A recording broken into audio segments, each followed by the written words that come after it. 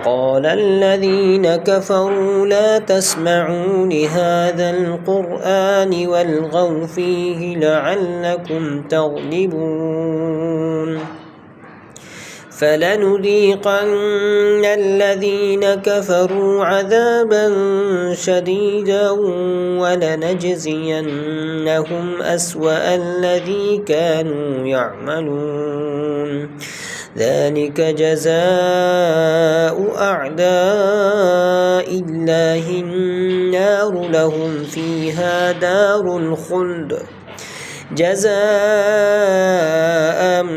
بما كانوا بآياتنا يجحدون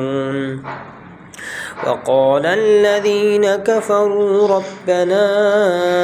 أرنا الذين أضلانا من الجن والإنس نجعلهما